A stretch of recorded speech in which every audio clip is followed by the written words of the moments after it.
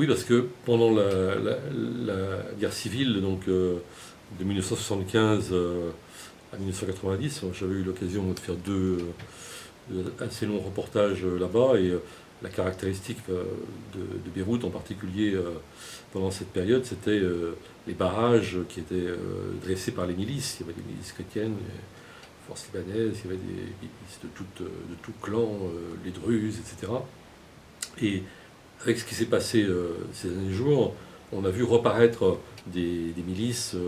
qui ne sont pas des soldats de l'État libanais, même si ceux-ci ont pris position après, mais qui sont des milices, je dirais, privées, comme celle, par exemple, de Saad Hariri, le chef de l'opposition.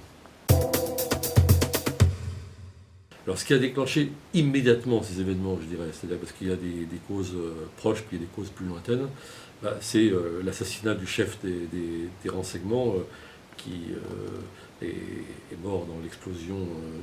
qui a fait d'autres victimes et qui, semble-t-il, porte la signature de Damas. En tout cas, les moyens mis en œuvre sont des moyens qui ne sont pas du tout artisanaux. Et ça rappelle tout à fait les conditions de l'assassinat de Rafik Hariri, le père de Saad Hariri, en 2005. Bon, il y a l'éternel voisinage très, très lourd, disons, de la Syrie, qui renvoie au partage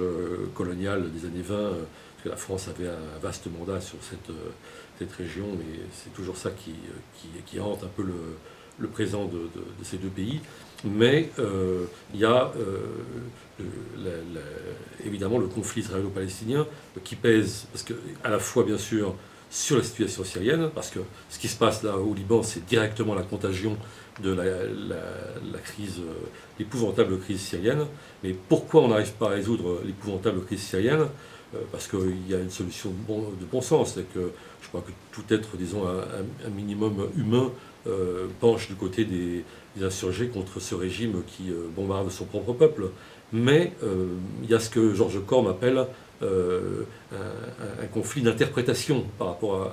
à cette affaire syrienne, parce qu'il y a une autre interprétation possible et qui est juste également, c'est celle qui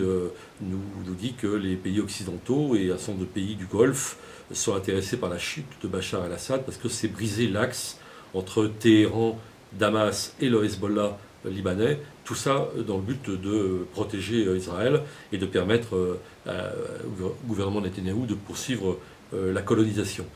Hélas, c'est aussi vrai, et ça tétanise, disons, toute possibilité de voler au secours, disons, des insurgés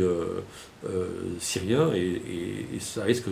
d'aboutir à une contagion très très forte au Liban. Et pour conclure, moi je dirais que malheureusement dans cette région, rien ne pourra être résolu, et on n'aura qu'une succession de catastrophes tant que les Occidentaux se conduiront avec un tel cynisme par rapport à la question palestinienne.